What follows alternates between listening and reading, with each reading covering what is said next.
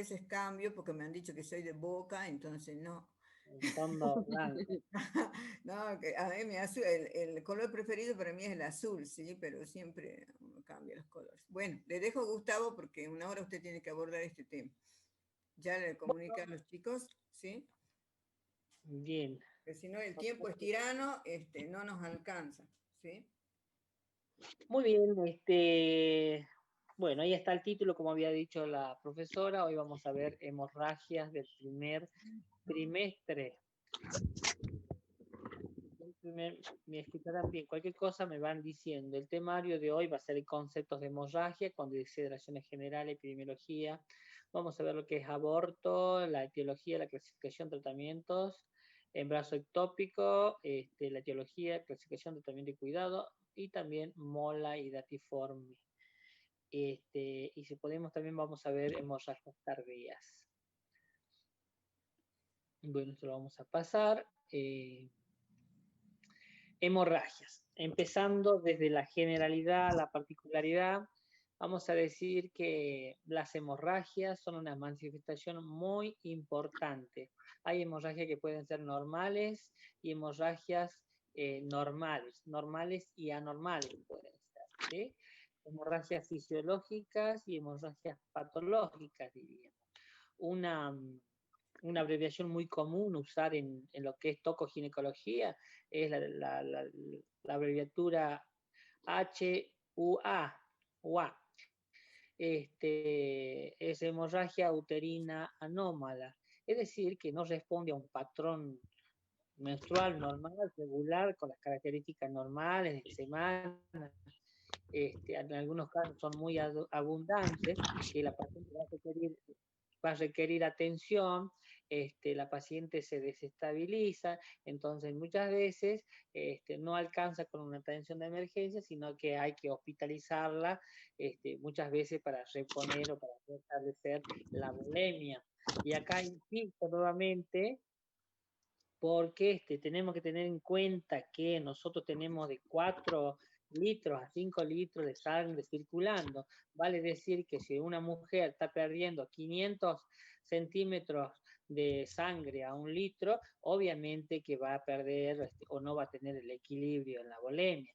Entonces, por eso es importante saber la cantidad de sangre que pierde o cuánto va mojando o empapando los apósitos, ¿no? Si yo veo a una mujer que tiene un charco de sangre cuando estoy en la sala de parto, obviamente me voy a alarmar. Es así. ¿Mm? Y sobre todo si es sangre fresca, roja, rutilante, o las distintas características que ya vamos a ir viendo. Siempre tenemos que, como enfermeros, debemos saber o tener en cuenta si es verdaderamente sangre y cuál es el origen de la sangre, ¿sí? Si puede ser de los aparatos genitales o extragenitales. Muchas veces confundimos si a lo mejor es de la vulva, no es de la vagina, del endocervix, o de otras localizaciones. Entonces, para eso muchas veces siempre diría yo, los profesionales tocoginecólogos usan para el examen el espéculo. No todos vamos a trabajar en la maternidad y por ahí como enfermeros seamos el único referente de salud y tendremos que hacer una valoración o una inspección a través de un examen para poder decidir qué vamos a hacer con la paciente, ¿sí? Hay que ver también las hemorragias relacionadas a la época del embarazo en que se produce. Otra cosa a tener en cuenta va a ser el color, ¿no? Como les decía, no es lo mismo una sangre roja, una sangre rutilante, una sangre negra, una sangre con olor. Dolor también es importante saber si la hemorragia cursa con dolor o sin dolor y la cantidad. Esto es en términos generales relacionado a lo que es la hemorragia. Hoy vamos a ver 3 enfermedades que agrupan. Hay más, pero las básicas son aborto, embarazo ectópico y mola y datiforme, que van a formar las hemorragias o conformar lo que constituye las hemorragias del primer trimestre. ¿eh?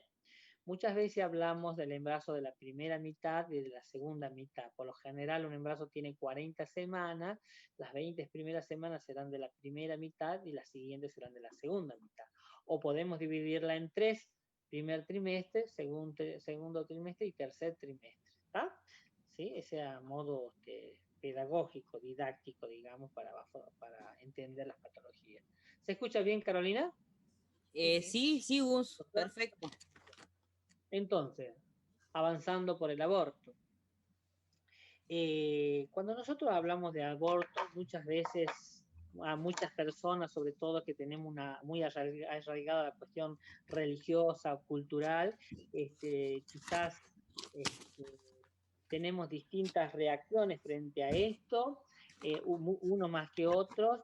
La verdad que hay una cantidad indeterminada de pérdidas por aborto, que muchas veces no lo sabemos, muchas veces se producen en etapas tempranas, a veces el óvulo es apenas fecundado y no progresa porque hay alguna alteración y no termina de dividirse, o cuando ya está creado el blastocisto y no se ha implantado y sale directamente y nunca nos hemos enterado que se ha producido un aborto. ¿Tá?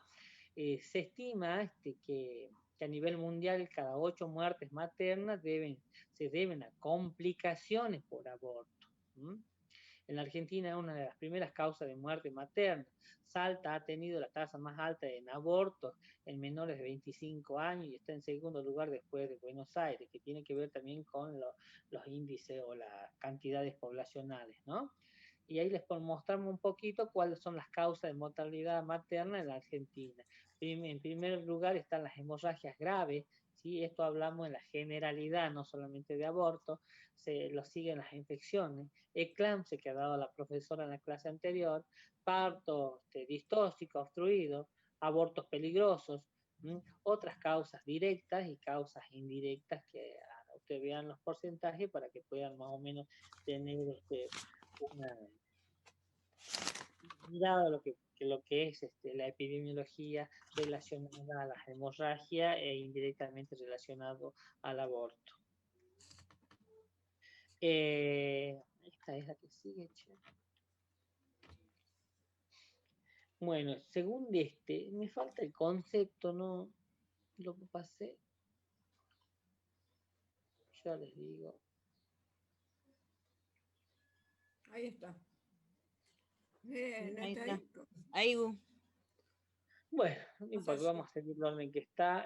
Aborto es una complicación muy frecuente, entre el 10 al 15% del total de los embarazos, y de esto el 81% se produce antes de la semana, ¿sí? Vamos a ver cómo cursa clínicamente el aborto. Esto es muy importante, chicos. El aborto puede comenzar, ¿sí? Si bien no forma parte de la clasificación, pero la mayoría comienza con una amenaza de aborto. Por eso no entra dentro de la clasificación. Amenaza de aborto es una patología que puede conllevar a un aborto inminente, a un aborto inevitable, ¿sí? A un aborto diferido o a un aborto consumado. Quiere decir que ya se produjo el aborto. Este tipo de aborto puede ser complicado o incompleto, completo o incompleto, que ya lo vamos a ver, y a la misma vez este aborto diferido o el aborto consumado, o sea que ya se produjo, puede haber complicaciones, ¿sí? Como la infección, pudiendo llegar a un aborto séptico. Esta es la clínica, el curso clínico que puede conllevar un aborto, ¿está? En términos generales, para tener una idea. Si nos vamos a lo que es el concepto de aborto, según Schwartz, dice, se llama aborto a toda interrupción, ¿sí? A toda interrupción espontánea o provocada del embarazo antes de las 20 semanas. Recuerden que las semanas están entre las 37 y 41 semanas, ¿sí? O 40 semanas, ¿sí? Entonces lo que está por debajo de las 20 semanas de amenorrea consideramos un aborto. Con un peso del producto de la gestación inferior a 500 gramos. Ese dice Schwartz, ¿sí? Y no difiere mucho de lo que dice el concepto de la Organización Mundial de la Salud, que dice que es la terminación también. es la terminación espontánea o provocada del embarazo antes de las 20 semanas, cuando el feto no es capaz de sobrevivir, es decir, que el feto es inviable para vivir o para sobrevivir fuera del vientre materno con un peso inferior a los 500 gramos, ¿sí? Ahí habla que el feto no es viable, pero hoy por hoy, y lo habrá dicho el profesor Pedro, que muchas veces hemos tenido recién nacidos muy chiquititos, muy prematuros, y que hemos logrado, gracias, gracias a la tecnología, sacarlos adelante. Bueno, dicho el concepto, se divide en cuatro, este cuadro, perdón, se divide en dos grandes grupos. Ya habíamos dicho que la interrupción puede ser espontánea o provocada, ¿sí? Espontánea quiere decir que se produce naturalmente, no hay ninguna intervención, no hacen el aborto provocado o algunos también lo llaman ilegal, donde se ha producido una maniobra, ¿sí?, de tipo abortiva, ¿sí?, que tiene que ver según la época de la gestación. Puede ser un aborto precoz antes de las 12 semanas o un aborto tardío a las 12 semanas o más. Para eso es importante comprender esto. Según la época de la gestación, el aborto puede ser precoz o tardío, como les decía. Más o menos en un mes o 2 meses, que son las 8 semanas, hablamos de un aborto precoz hasta las 12 semanas, pero entre las 4 y las 8 denominaremos huevo. ¿Sí? De las 8 semanas hasta las 12 semanas, embrión. ¿Sí? En su conjunto formarían lo que puede ser o puede llamarse un aborto precoz hasta las 12 semanas. Después de las 12 semanas sería un aborto tardío, que llega hasta las 20 semanas de edad gestacional, ¿sí?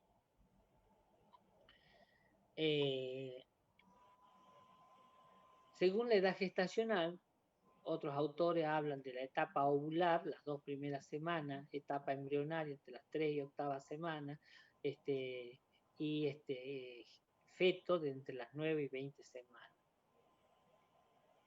Causa. Es muy importante saber cuáles son las causas, el NOX o la etiología del aborto espontáneo, y se menciona sobre todo a factores fetales o cromosómicos. Relacionado a los factores fetales o cromosómicos, se cita al desarrollo anormal de las células germinativas. El 60% de los embriones o los fetos expulsados presentan anomalías congénitas incompatibles con la vida. Estas anormalidades están relacionadas sobre todo a trisomías, monosomías, todos de origen anormalidades de las células germinativas, o simplemente relacionados a defectos en la implantación del trofoblasto, ¿sí? Esos son los relacionados a factores fetales o cromosómicos. Entre los factores maternos, es muy importante citar que la causa pueden ser infecciones, ¿sí? Las altas temperaturas debido que puede ser viral o bacteriana o incluso por otros parásitos, hongos, por ejemplo, enfermedades como pielonefritis, citomegalovirus, la toxoplasmosis, la rubiola, las ITS, sobre todo la sífilis. Si bien la sífilis hay, por ahí no produce aborto, pero lo puede producir también, pero sino que van a tener muchas alteraciones, sobre todo cuando recién nacida nace, constituyendo lo que es la LUES, que después va a hablar el profesor Pedro, me imagino, de eso. También el paludismo, la fiebre tifoidea, procesos respiratorios altos, por eso son factores de riesgo. Una embarazada en esta época de COVID es un factor de riesgo, por eso tienen licencia extraordinaria, porque hay que cuidarlo, porque podemos provocar aborto. Otros factores son los inmunológicos, ¿sí? factores inmunológicos, y dentro de ellos citamos a lo que es SAF, síndrome antifosfolipídico se llama. Más o menos representa el 5% de todos los embarazos, más o menos recién a partir del año 1980 se logra parar con esta patología, donde la mujer se volvería abortadora habitual. Hoy por hoy se sabe de antemano que está desarrollando anticuerpos, se llaman antifosfolipídicos, y que producían vasculopatías, infarto a nivel de la placenta, trombosis, que generaban el aborto, y hoy por hoy esto se soluciona aportando exógenamente heparina como trombohexano, ¿sí? Por vía subcutánea. Entonces muchos embarazos llegan a término felizmente, ¿sí? Eso en cuanto al SAF. Es muy conocido. Nosotros tenemos un sistema que se llama Hospital de Día materno-infantil, y estamos citando con frecuencia para evaluar estas pacientes que tienen el síndrome antifosfolipídico, para controlar toda la gestación, ¿sí? O sea, mujeres que antes no podían procrear, no podían terminar el embarazo, hoy por hoy lo pueden hacer, sin problema, gracias a las ecografías, gracias a los estudios, para prevenir estas trombosis o infartos a nivel de placenta. Otro factor materno son los traumatismos relacionados, por ejemplo, a impactos directamente a este nivel, al feto directamente, al saco gestacional. Entonces el aborto se produce inmediatamente, que puede ser por un golpe fuerte, un traumatismo, un accidente, un aplastamiento, y se produce el aborto, ¿sí? Una caída por las escaleras, por ejemplo, genera desprendimiento y se produce el aborto. Y luego otro factor materno son las anomalías maternas, es decir, anomalías uterinas, por ejemplo, un útero septado, ¿sí? Un útero doble. Entonces, por lo general, produce abortos, ¿sí? Puede ser incompetencia cervical, o sea, se dilata fácilmente el cuello, no logra contener el producto de la gestación y se produce el aborto. Hoy por hoy hay soluciones para esto, haciendo un cerclaje, es decir, que se le hace unos puntos a nivel de cuello para sostener el producto de la gestación, y cerca del trabajo de parto, ya tienen determinado en qué fecha se puede liberar esta sutura para que se produzca el parto. Eso es relacionado. Y otras anomalías uterinas, y escuchen muy bien esto, son las sinequias uterinas, ¿sí? Las cicatrices que se pueden generar producto de un legrado, de un curetaje, de un raspado uterino, quedan cicatrices en el útero, así como la cantidad de cesáreas que producen cicatrices en el útero. En estos lugares no hay vascularización, por lo que la placenta podría desprender mucho más fácilmente y generar lo que es un aborto inicialmente o un desprendimiento de placenta. Por eso es muy importante saber este tema de sinequias, sobre todo a nuestras adolescentes y mujeres jóvenes. Y por eso es importante recomendar en las pacientes que se hacen cesárea que los espacios intergenéticos sean por lo menos de 2 o 3 años. ¿Está? ¿Recuerdan eso? Bueno. Y otras anomalías uterinas podrían ser los miomas que puede haber, sobre todo en el tejido submucoso. Bueno, otros factores que podrían causar abortos son factores externos, factores ambientales, por ejemplo, las radiaciones. Sabemos que estar expuesto a radiaciones ionizantes podría dar lugar a abortos, por eso lo que no tienen que aproximarse, por ejemplo, las técnicas radiólogas y demás, ¿no? Otros factores es el tabaquismo, las drogas, es decir, las sustancias psicoactivas, cirugías, procedimientos intrauterinos durante la gestación, como la amniocentesis, que es la punción, ¿sí? A través del vientre materno para determinar algunas cosas. Bueno, comencemos. Habíamos dicho que podría comenzar un aborto a partir de lo que es una amenaza de aborto. acá amenaza de aborto no forma aborto, pero hay que saber qué es una amenaza de aborto. ¿Está claro? Es justamente como el término lo indica, amenaza de aborto. Es la forma más precoz del cuadro, que se caracteriza, si alguien está hablando o no, No.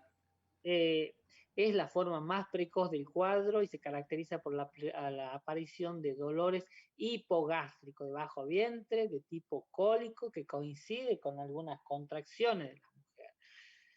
Lo particular en esta patología que no hay modificación del cérvix, es decir, que no hay dilatación, no va a haber borramiento, no hay modificación del cuello uterino, pero sí hay pérdida de sangre leve, ¿sí? Por los genitales maternos. Entonces la paciente asiste porque tiene una pérdida leve y obviamente se asusta. Toda pérdida en una mujer puede ser que sea una amenaza de aborto inicialmente, ¿está? Entonces, esto se determina a través del diagnóstico presuntivo, porque la observación del sangrado vaginal, se hacen estudios de laboratorio como la valoración de la hormona gonadotrofina coriónica en sangre y por lo general la hemorragia es de color café. También se hacen estudios sobre valoración cardiofetal, ¿sí? Y movimientos activos fetales. Porque acuérdense que eso se da, bien comienza el embarazo, podría darse. Entonces, hay actividad fetal, encontramos al feto dentro, pero hay una amenaza de aborto. Y esto puede progresar, ¿sí? Pero ya vamos a ver. El tratamiento de la amenaza de aborto, siempre el tratamiento va a ser de tipo conservador, para conservar el producto de la gestación. Primero habrá que descartar el aborto ectópico, que ya vamos a ver. Con evidencia clínica, el manejo es reposo físico, sí o sí, la paciente tiene que reposar, evitar movimientos bruscos, evitar impactos psicológicos, emocionales fuertes y seguramente la abstinencia sexual. En muchas ocasiones se administran antiespasmódicos, miorelajantes, en algunos países sedación, para calmar esto, analgésico para el dolor y deben compensar la anemia si es que hay mucha pérdida. Cuando hay insuficiencia luténica, se administra prostágeno. En caso de deficiencia del cuerpo lúteo, en embarazos obtenidos mediante técnica de producción asistida con el uso de inductores de ovulación. Se puede administrar, acuérdense que la progesterona protege, conserva, cuida durante todo, es necesario durante todo el embarazo. La amenaza de aborto puede cursar, puede avanzar hacia un aborto inminente. El aborto inminente es la exageración del cuadro anterior. Acá los dolores van a ser más intensos, más sostenidos, la hemorragia va a ser más abundante y acá ya vamos a encontrar coágulos. Y esto puede producir la dilatación del cuello uterino, y si hay una dilatación del cuello uterino, ya el aborto es inevitable, ¿sí? Lo que podríamos llamarse aborto, como decía anteriormente, aborto consumado. Y ya pasamos al aborto consumado, aborto en curso.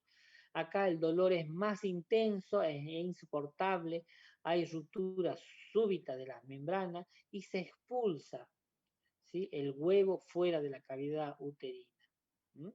Cuando hay un aborto consumado con pérdida de todo el producto de la concepción, hay dos modalidades. Puede ser total o completo, parcial o incompleto. Muchas veces me ha pasado en la guardia que llegan mujeres que realmente tras un examen, nosotros tenemos ecógrafo en la guardia y podemos ver si ha quedado restos placentarios o no, y muchas veces el cuello está dilatado, hay rastros que ha gestado, pero sin embargo no hay restos de placenta y la paciente se va a casa con controles de consultorio externo. La mayoría de las veces, como quedan restos placentarios, vamos a cursar hacia un legrado porque hay que limpiar la cavidad uterina. Bueno, acá hay ampliación del término, aborto incompleto, sucede cuando el feto es expulsado y hay restos ovulares, lo que le estaba contando. En este caso el útero está blando. Cuando hay restos en el útero se muestra blando, no se contrae, es grande, hay presencia de coágulo en la vagina y al examen puede palparse el tejido placentario, por supuesto por tacto, ¿no? El aborto completo se expulsa el feto, la placenta y sus membranas, se produce pues, generalmente cuando hay la gestación es muy pequeña, menor a 10 semanas de gestación. El dolor desaparece automáticamente, va disminuyendo el sangrado y hay una excelente retracción uterina, pero igual lo debemos verificar siempre por ecografía. Luego viene el aborto diferido, retenido frustro. Ese término no se usa mucho acá, pero lo van a encontrar en la bibliografía. Acá hablamos mucho de aborto retenido. Es la muerte del huevo sin que se produzca la expulsión. Se muere el feto dentro de lo que es el saco. La dinámica uterina es insuficiente para expulsar el huevo, queda retenido justamente, y el tratamiento es la inducción, ¿sí? Es decir, provocar, ¿sí? Artificialmente la dilatación para expulsar, ¿sí? Y eso, la inducción, se hace lo mismo que usamos el trabajo de parto a través del uso del misoprostol. Y posteriormente, como por lo general quedan restos placentarios, se hace legrado. Ese término LUT, que está tanto ahora en boga y en discusión, que significa legrado uterino terapéutico. O también se puede hacer un AMEU. AMEU significa aspiración mecánica desde el endometrio uterino, ¿sí? A través de una jeringa se aspira, ¿sí? Todo el material que pudo haber quedado. No en todos los casos utilizamos AMEU, por ahí prefieren, la conducta de preferencia es el legrado uterino terapéutico. El huevo, en el caso del huevo anembrionado, es otro caso, el huevo está el embrión, el huevo anembrionado no hay embrión, ¿sí? No va a haber actividad fetal. Solamente hay cavidad amniótica y está vacía. Huevo anembrionado. También hay que hacer legrado. ¿Cuáles son las complicaciones? ¿Cuáles son las complicaciones de esto? El famoso CIRS. Ustedes van a encontrar en la literatura y en el hospital es mucho más común hablar del CIRS. Aborto incompleto más CIRS. Quiere decir que este paciente está iniciando, ¿sí? O podría iniciar todo un proceso que podría dar lugar a una infección. SIR significa síndrome inflamatorio de respuesta sistémica. Es como una respuesta o injuria al insulto. Y esto se da cuando los abortos cursan con una temperatura mayor a 38 grados, ¿sí? La frecuencia cardíaca está por encima de los 90, hay taquipnea, mayor a 20 minutos, y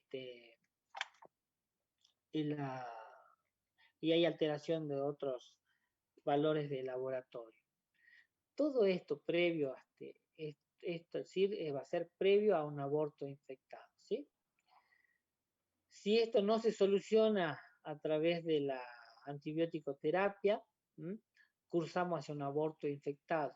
Hay aparición de dolor, fiebre, hace pico, puede acompañarse de genitorragia y o flujo fétido ya con olor, el útero está agrandado, doloroso a la palpación. Un aborto infectado puede progresar a un aborto séptico, ¿sí? Donde la temperatura va a ser mucho mayor, la paciente va a estar totalmente descompensada, la temperatura había dicho que era de 38,5 en adelante, puede haber drenaje purulento por vagina, a través del cuello cervical, con salida al exterior. Obviamente va a tener una fórmula leucocitaria elevada, superior a los 15.000, con neutrofilia. Generalmente un aborto séptico llega a esta instancia porque en la mayoría de las veces porque hay una manipulación con el objetivo de provocar el aborto, ¿sí? Hay una maniobra abortiva, por lo general, donde no usan las condiciones para estas técnicas, ¿no? Suele tomar inicialmente el útero, o sea, inicialmente la infección es local y luego puede avanzar más hacia los tejidos adyacentes, progresando a tener parametritis, peritonitis, pasa la sangre provocando septicemia y puede provocar todo lo que es el shock séptico, que es un cuadro patológico complejo, pero muy rico para ser estudiado. Gracias a Dios, hoy por hoy no lo vemos tanto, pero sí hemos tenido abortos. Estos pacientes se tratan en terapia, donde hay una descompensación generalizada de la paciente y puede cursar hacia el síndrome de Mondor, que es un síndrome de complicación donde se pone en compromiso y en riesgo la muerte y la paciente puede llegar a morir. Cuidado de enfermería. Siempre se hace valoración y preparación pre y postquirúrgica, preparación del feto en el caso que lo tengamos, se expulsa el feto, se identifica, completar los formularios, esto pasa en el hospital. En el postoperatorio inmediato siempre vamos a valorar el nivel de conciencia, las pérdidas. En algunos casos, cuando se producen abortos en embarazos avanzados, puede ser que las mamas estén también preparándose para la lactancia y en algunas ocasiones aisladas se puede administrar supresores de la lactancia materna. Valoración de ausencia de contracciones también hay que valorar, controlar obviamente las pérdidas, la ginecorragia que les decía, las características de la hemorragia, control de apósitos, es decir, la saturación de los apósitos, administrar correctamente los antibióticos, colaborar en un principio con la movilización pasiva para continuar posteriormente con la movilización activa. Primero colaboramos y después lo que pretendemos siempre en la enfermería, el objetivo es la independencia del paciente. Por ahí detectar y hacer interconsulta con psicología, porque una mamá puede tener alteraciones psicológicas, valorar e informar laboratorios internos alterados, por ejemplo, una hemoglobina baja, ¿sí? De acuerdo a la observación, registro de intervenciones realizadas y valoración para del alta, pautas de alarma y control por consultorio externo. Bueno, este ya más o menos como repetimos, que la valoración, la cantidad, el olor y color.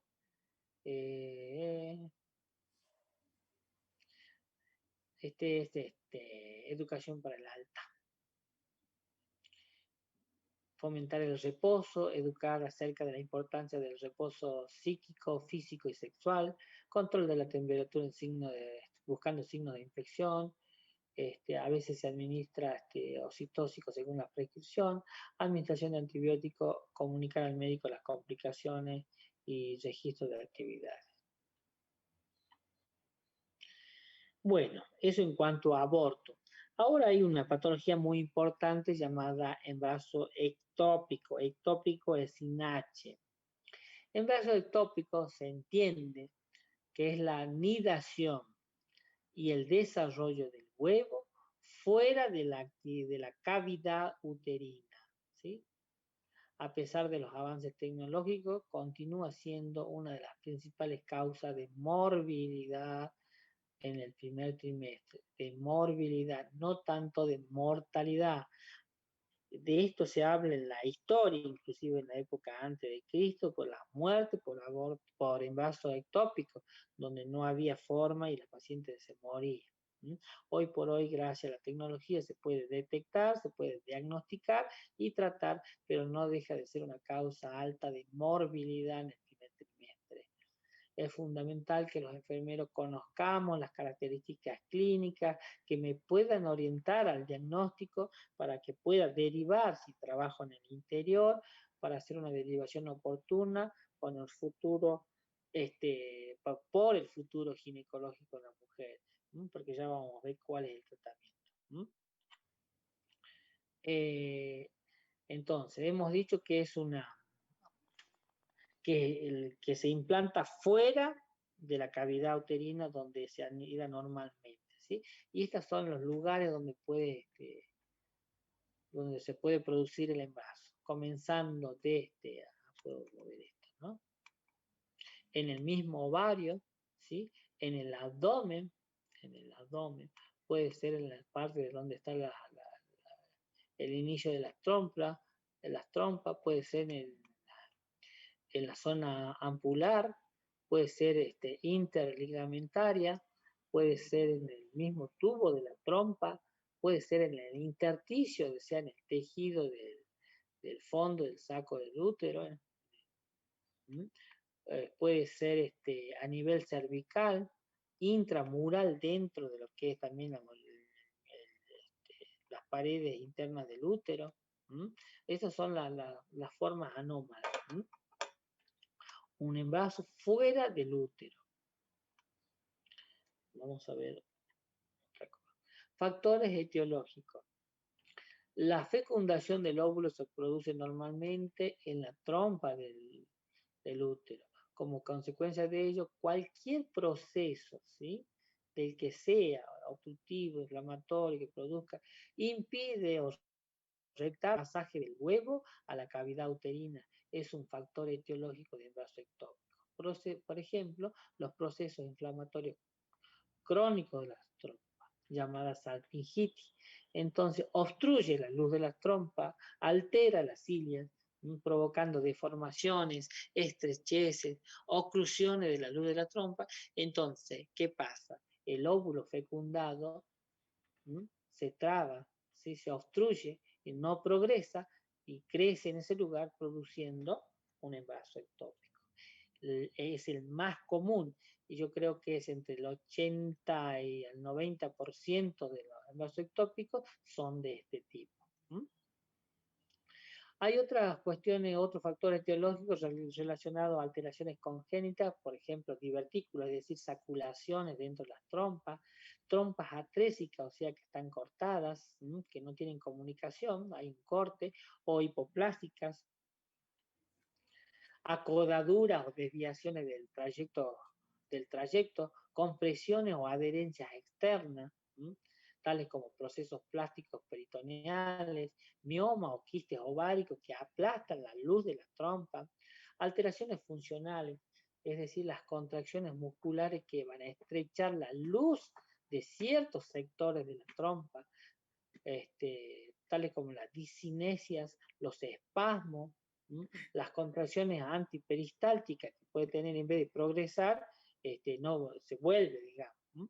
La teoría ovular, el huevo se implanta en la trompa debido a que no alcanza la capacidad para fijarse antes de llegar a la cavidad. O sea, que alcanza la actividad o la capacidad para fijarse antes de llegar a la cavidad. El diagnóstico. En ausencia de complicaciones se aprecia un tumor pareciera, es decir, un abultamiento, ¿no?, parecido a un tumor parauterino doloroso al tacto. Lo primero que tenemos que ver como enfermeros de qué lado es, ¿no?, para no confundir con un síndrome de ilíaca fosa, por una peritonitis. Hay que ver también la amenorrea, si está relacionado a una amenorrea de corta duración, aproximadamente entre las 4 u 8 semanas. Hay que ver el volumen del útero, si corresponde o no con la amenorrea. A veces aparecen pseudomenstruaciones, una sangre siruposa, que es como jarabe, digamos, pegajosa, muy oscura, en pequeña cantidad. Es muy importante porque en el embarazo ectópico siempre cursa con dolor, y el dolor va progresando porque esto va creciendo. ¿No? Muchas veces se obtiene como una salchicha en todo el recorrido de la trompa. ¿Eh? Este, y el dolor siempre va a ser en la fosa ilíaca derecha o la fosa ilíaca izquierda. El dolor no es central, no es de tipo central, esto es una característica fundamental. El dolor y la metrorragia se acompañan de síntomas de embarazo, ¿sí? ¿Se acuerda que habíamos visto cuáles son los síntomas de embarazo? Náuseas, vómitos, cialorrea, tumefacción mamaria, dolor mamaria, ¿sí? Lipotimias, vértigos, anemia como consecuencia de la hemorragia, puede llegar a tener. ¿Sí? Ese es el diagnóstico que nos puede hacer pensar que se trata de un embarazo ectópico. Y esto es básico. Las complicaciones más frecuentes son el aborto tubario, se muere en el tubo, la ruptura o estallido de la trompa, teniendo que intervenir, por eso el tratamiento es la intervención quirúrgica a la brevedad. Por eso no lo voy a dar. El manejo siempre va a ser quirúrgico a través de una laparoscopía, laparotomía, se puede hacer una salpingectomía, ¿sí? Muchas veces se secciona la trompa, o salpingostomía, que tiene un tratamiento conservador, dependiendo del deseo, de la edad, de la clínica del paciente, del compromiso de la paciente, ¿no? Y el estado, obviamente, de la trompa. Si la trompa está estallada, no hay remedio. Pero depende de la edad de la paciente, la cantidad de hijos, puedes tener una tendencia conservadora. Cuidado de enfermería, sin salpingectomía, operatorio inmediato, valoración a nivel de conciencia como siempre, controlar la ginecorragia. Esta paciente por lo general sale con drenaje aspirativo, hay que valorar las características de los débitos, control del débito también de la sonda vesical, las características de la orina, valorar la herida, estado de las gasas, administración de analgésico, diclofenac, ketorolac, tramadol, son fuertes, administración de antibiótico terapia, dependiendo todo de la clínica de la paciente, puede llegarse a usar faja abdominal, y bueno, acá hay que procurar también una movilización temprana, lograr la independencia de la paciente, retiro la sonda vesical cuando evaluamos que el débito es normal, registro de las actividades realizadas, educación para el aula, pautas de alarma para volver a concurrir por la guardia. Bueno, estamos casi, ¿no? Ya vamos llegando, tenemos tiempo, vamos bien. Es otra patología del primer trimestre, se llama mola hidatiforme. Siempre me ha gustado la mola hidatiforme, también llamada mola vesicular, mola en racimo o mixoma placentario, es una degeneración quística edematosa de las vellosidades coriales. Escuchen bien, de las vellosidades coriales que abarca la placenta y el resto del complejo ovular. Eso dice Schwartz, ¿sí?